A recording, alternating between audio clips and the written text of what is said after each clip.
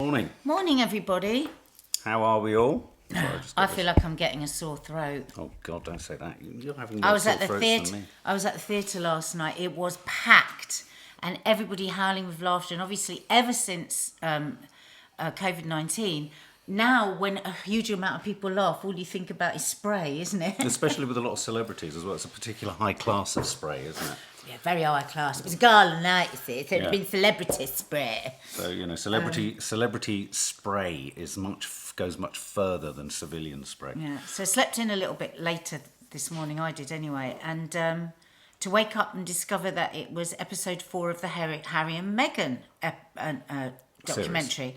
And I was like, oh, okay, well, let's watch this, because I really felt that the first 3 episodes were padded out and it should have been 1 episode. Well, and also, if you saw our reaction to the interim trailer between the first 3 and these three, I was kind of getting angry.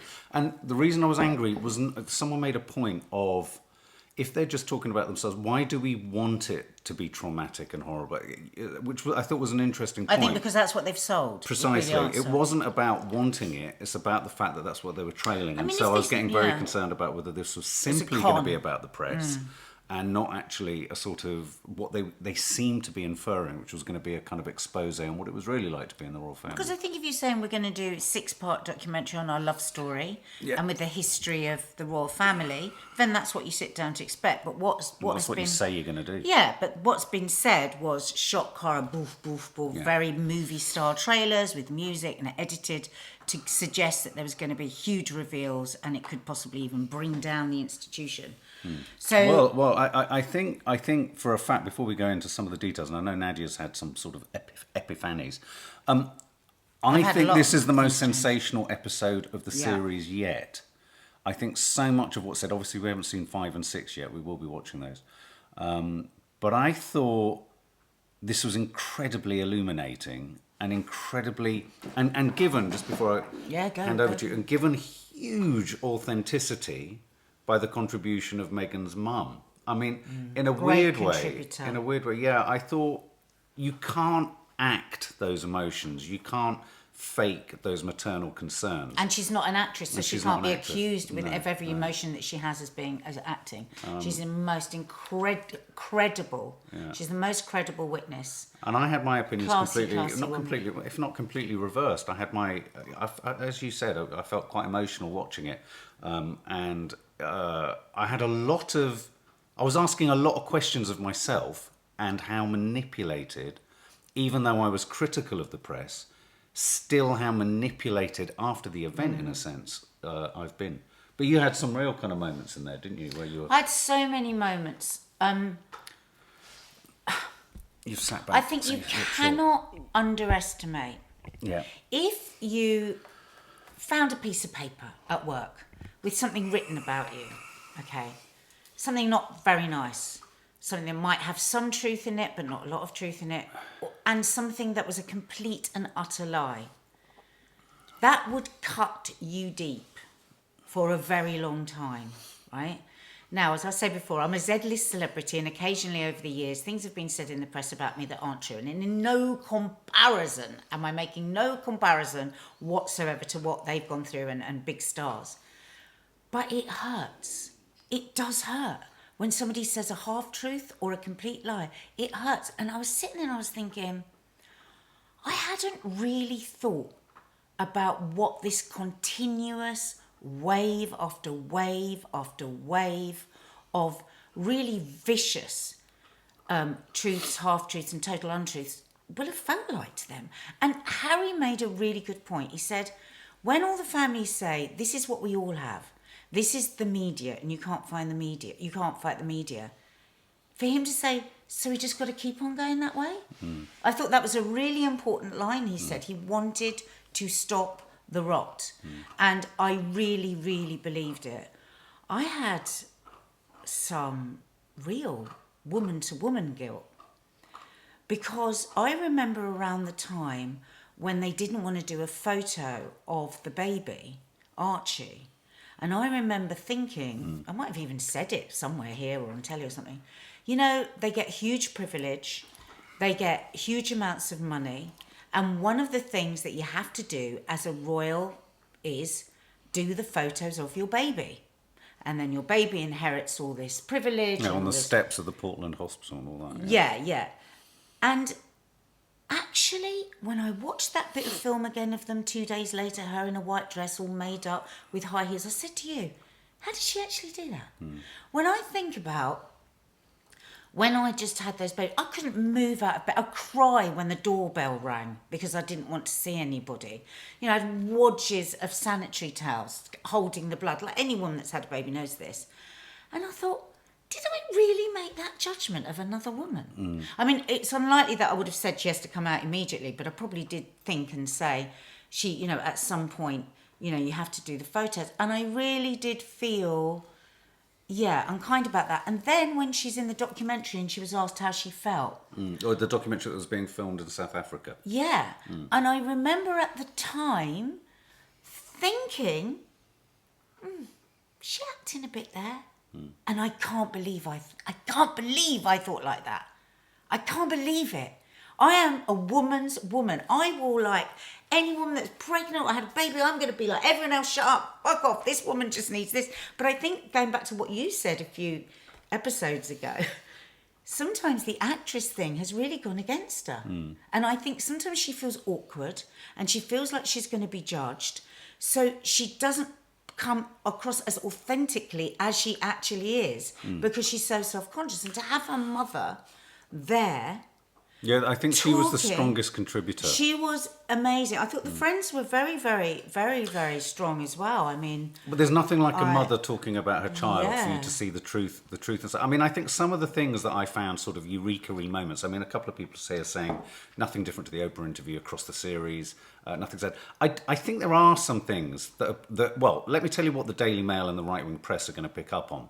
Them complaining, in inverted commas, about the size of their cottage within Kensington Palace. That's going to be one thing. Which I think they were just having a bit of a laugh about, to be honest. And also, I do think it's ironic. And also, Nadia made the point, Americans live in big, spacious houses. So to be in a cottage where you're banging your head all the time must have felt particularly odd. And like when Oprah Winfrey came in and went, nobody's going to believe it. I mean, and don't forget, this is like a mini palace in the centre of Hyde Park, right next to... I mean, we used to play in Kensington Palace all the time in our lunch breaks, and we'd look at Kensington Palace. And of course, Princess Diana and Charles were there. We once caught Charles and Diana coming out of a church, and there were no press there. We literally just stood there and looked at them. The magnetism you can't even begin to describe. I thought that was interesting. I think when he says, when you're better than the person born to do this, about how he dealt with engagements, that is a direct swipe at his brother. Yes. You felt uncomfortable about No, that. but I think what he was saying there was that the press was taking over and putting their photos on the front of all the newspapers.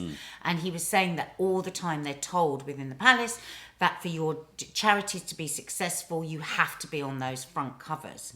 And I thought we were gasping at all the stuff about how the houses... Well, and I think that was an interesting... I mean, you know, whether it's exactly...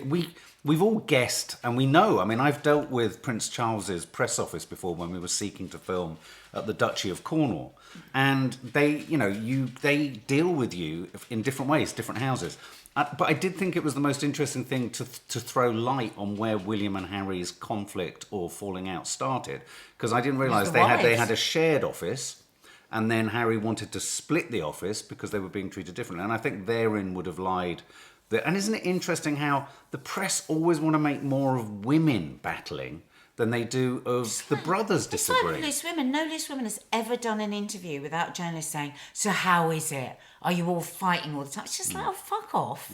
Why do we always have to pit women against each other? It's so annoying. I think the mother also, for me, really grounded and anchored. And for this, I feel bad.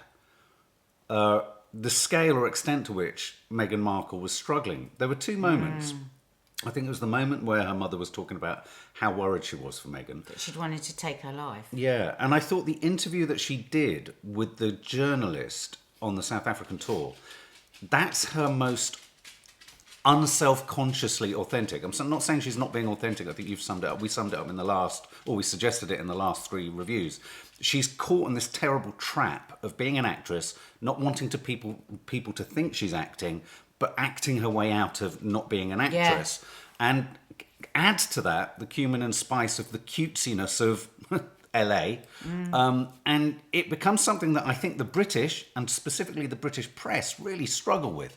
We don't get on with people, as a nation, we don't get on with people, least of all the royal family, with people or a culture that's very comfortable with overly expressing how they feel in a very touchy-feely, cutesy way. And if you then go to Hollywood and that whole sort of the upper echelons of that, she was a product of what she was a product of, and it was a different kind of royalty in a sense. So when she talked about taking her own life, I couldn't believe I believed it. Yeah, I couldn't quite work out. I think, and maybe you guys, I think she was pregnant at the time that she was talking about that. I think she might have been, yeah. And she talked about how she was doing this walkabout, and this woman just said, "What you're doing to your father is terrible," straight to her face.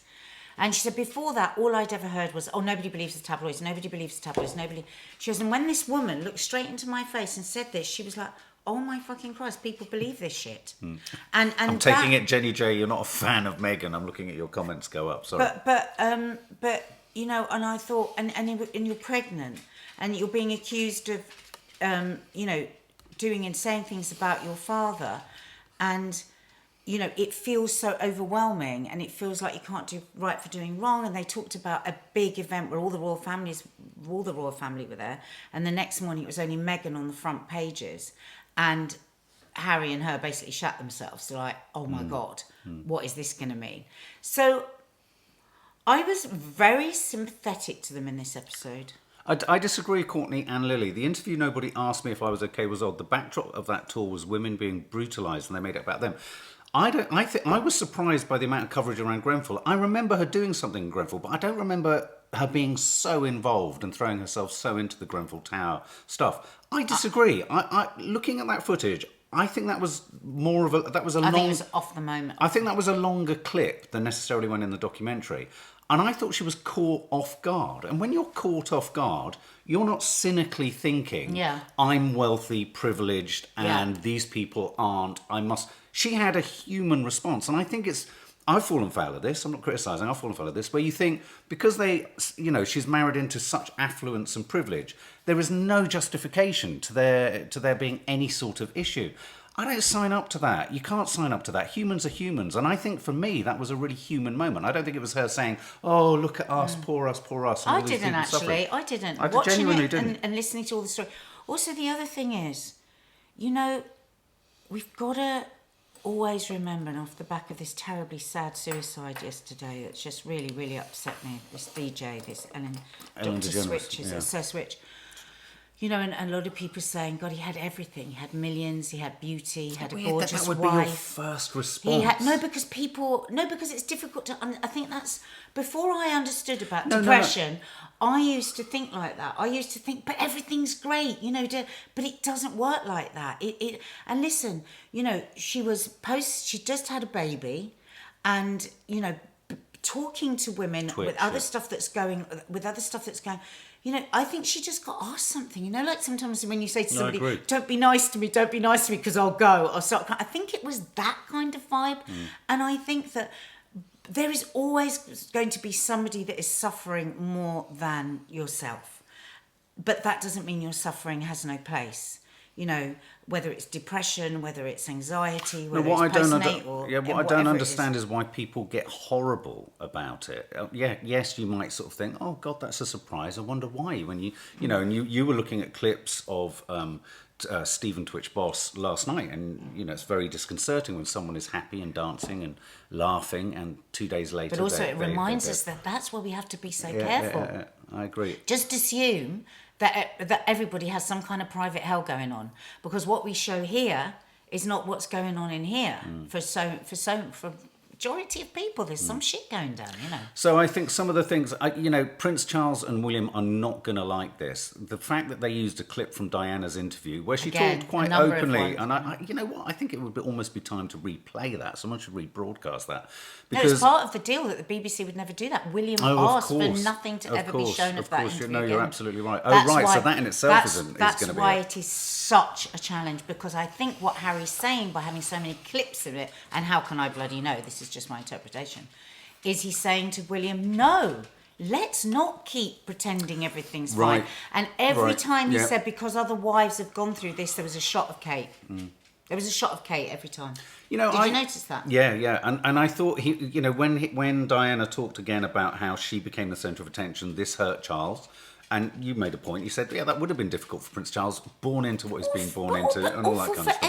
For anyone. If you go out on a night out and nobody wants to see you at all, they only want to see your mate, it's going to affect you. These people are humans. So him drawing an equivalence. With Meghan. I think what you've got here is you've got a couple that married into a world that everyone thinks should be devoid of mental health crises. I agree now that's and one of them, who came from a more normal background, struggled with her mental health. And for me, I felt for the first time an authenticity to their story. So that's why I think it's different. But I can absolutely see, and so the offices, I personally think the royal family will be in a bit of a kind of tailspin with this, because they've blown the cover, for me, in the most sort of formal and simplest of ways, on how all the officers of various teams in the royal family brief against each other, and clearly said that they put stories into the press. Yeah, so something bad might come up about Charles, so they'll give the press another story on somebody else to distract from that person. Now, that happens on TV shows, that happens on movies. PR teams do that. And they are showbiz. I wonder... Royalty is showbiz to a degree. If anyone can do this, I'd be really fascinated to know what the timeline was of the Andrew saga running alongside the timeline of the Meghan saga, to see whether there's a direct correlation between this distraction away from the Epstein story towards something else. Was she the red meat? Was she the red meat that the royal family... And I think we all know she was, but I'd be fascinated to know the extent to which this was sitting parallel to the Andrew thing. I just think, and also just going back to something you said on your live, I think it's really important that we remain flexible. I can see there are a number of people here who aren't going to be shoved or budged on their opinion of Meghan. It doesn't mean that everything one's felt or one's said is dismissed. But I think fluidity and flexibility and an ability to kind of be swayed is surely part of what being, a human being is about. Yeah, it's like anything, isn't it? If you read something, if you watch something, you want to go in it with an open mind, because otherwise, what's the point? If I was going to sit there and just say, I'm only going to think what I've always thought here, then there's no point watching it. Yeah. I want to be challenged and think, oh, God, I never thought of it like that. And I have done quite a bit of that. My mum sent me a text actually saying, oh, my God, I'm sympathising with them. And she said, I don't really know what's going on, because we don't realise how much we are manipulated. Yeah. But, and I think that's the most interesting thing. I think, if anything comes out of this, regardless of what you think of Meghan and Harry, just rethink what's happening when you read an article in the principally right-wing press. I just think, challenging what you've... It's a really good idea to go, right, okay, so this is the headline. What do they want me to be angry about? Yeah. And what else is going on that they don't want me to be angry about? And it's just fascinating. The more and more, I do that more and more and more all the time now. And it's just, it really interesting. God, there was something else that I wanted to do. Charles into disrepute, institutional. Oh God, I can't remember what it was now. But just a moment for their nanny, who we absolutely adored. Oh my God, she was sensational. What a lovely light moment that was. What a really light moment. There was a tall ginger man there, she said. And he was barefoot, and I bought new shoes. And what's interesting about, but also the strength of her being included, was she will have been one of the closest personnel to them. No inference in her sort of demeanour that Meghan was tricky, or all of these stories that were coming out of the palace. So anyway, she was a good soul. They had some. Oh, I know what I wanted to say. Something I'm ashamed of, that I did think, and I was sat there watching it. I was just like, what the fuck, Nadia? I was really judgy about that bloody baby shower. Oh, were you? How can I be? How could I have been? Right. Her friends put on a baby shower. Right. And I was like, because there was a lot about the money that was spent and private jets and all of this. And I remember thinking, oh, God, it's a bit ostentatious. What the fuck? Yeah, these are people that use their own money. No, but it doesn't matter anyway. No. It's a ludicrous thing for me to have thought. And I'm really pissed off with myself for having thought it. Oh, there you go. Anyway. Yeah, there you go. Anyway, guys, obviously episode 5 and 6 we'll be reacting to. So share your thoughts, continue to share them. Somebody was asking about the Friends. The Friends I thought were very powerful and very authentic. And I was totally with them and believed everything that they said. Yeah, I'm not questioning their authenticity, but I think their authenticity, which can forever be doubted or called into question by anyone, is trumped by the authenticity of her mother. I thought her mother was the absolute kind of what a body blow. Beautiful, inside and out woman she is. And she is the mother of this woman that so many people have really negative opinions about. And I always say, the apple doesn't fall that far from the tree. There we go. Okay, guys, we'll be reviewing the other ones later.